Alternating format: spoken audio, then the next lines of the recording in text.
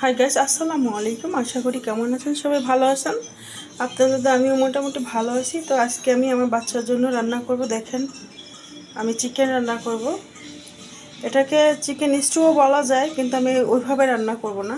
আমি একদম কম তেলে কম মশলায় আমি চিকেন রান্না করব। তো কিভাবে রান্না করব চলুন আমরা কী কী কেটে নিয়েছি সেটা দেখা যাক। প্রথমে এখানে আমি চিকেন ধুয়ে নিয়েছি। তারপর এখানে আছে গাজর, আলু কেটে নিয়েছি। আর এখানে কেটে নিয়েছি একদম কচি মিষ্টি কুমড়া, একদম জ্বালিয়ে। দেখেন, এই যে মিষ্টি কুমড়া কেটে নিয়েছি খোসা সহ। তা পেঁয়াজ মরিচ কেটে নিয়েছি। এবার চলুন আমরা রান্না বসিয়ে দিই দেরি না করে। তো আমি চুলোর পরে কড়াই বসিয়ে দিয়েছি। এখন এটার ভিতরে আমি অল্প তেল দিয়ে দেব।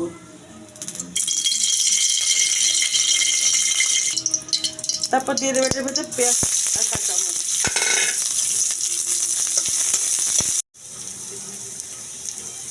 এবার দিয়ে দেবো একটা তেজপাতা আর একটু লং এলাচ। তারপর দিয়ে দেবো লবণ। তারপর দিয়ে দেবো হলুদ।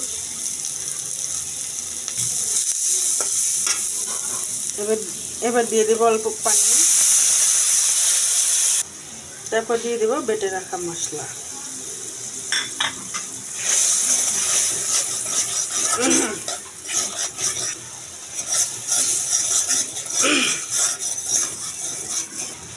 আমি এইটার ভিতরে কোনো শুকনো মরিচ দেব না। মশলাটা হালকা কষানো হয়ে গেছে। এবার মাংসগুলো দিয়ে দিচ্ছি আর দিয়ে দেব আলু আর গাজর।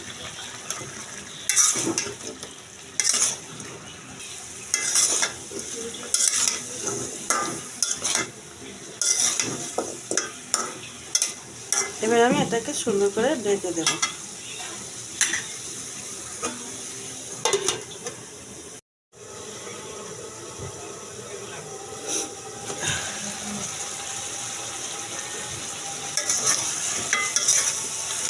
আমি ভালো করে নাড়াচাড়া করে দেবো।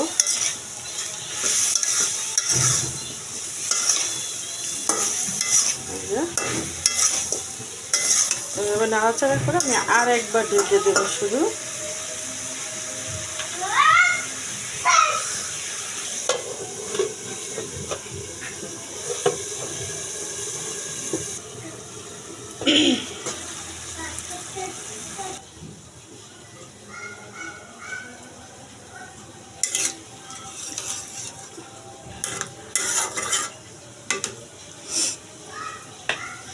এটা বলক আসলে আমি মিষ্টি কুমড়াগুলো দিয়ে দেবো। আমি সামান্য পরিমাণ তেল ব্যবহার করছি, না দেওয়ার মতো, আপনারা দেখছেনই। দেখি কীরকম হলো। মাশাআল্লাহ, অনেক সুন্দর কালার আসছে। এখন আমি এই যে কেটে ধুয়ে রাখা মিষ্টি কুমড়াটাকে দিয়ে দেবো।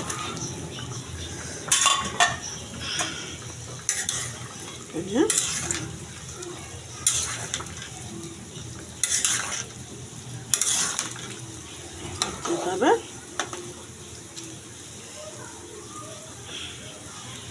চুলার জালটা মিডিয়াম লো আঁচে রাখবো, যাতে পানিটাও বেশি না শুকিয়ে যায় বা তরকারিটাও সিদ্ধ হয়ে এভাবে হবে। আমি এখন ঢেকে দেব।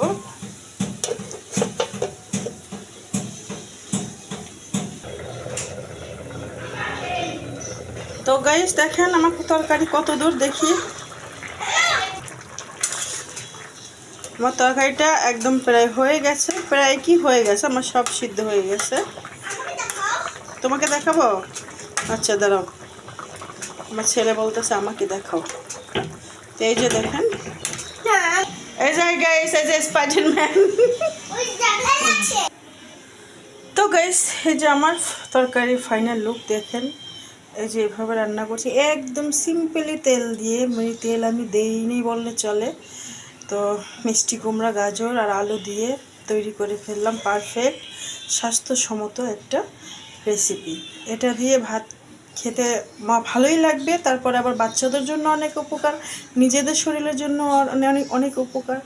আমরা আসলে মশলাজাতি খাবার খেতে খেতে আসলে এগুলো ভুলেই গেছি, ঠিক আছে? তো আমার রেসিপিটা কেমন হয়েছে সেটা, আমার রেসিপিটা যদি ভালো লেগে থাকে তো অবশ্যই লাইক কমেন্ট শেয়ার করুন, সাবস্ক্রাইব করতে ভুলবেন না যেন, আরও নতুন নতুন রেসিপি বানানোর জন্য উৎসাহিত দেবেন। তো ভালো থাকবেন, সুস্থ থাকবেন, আল্লাহ হাফেজ।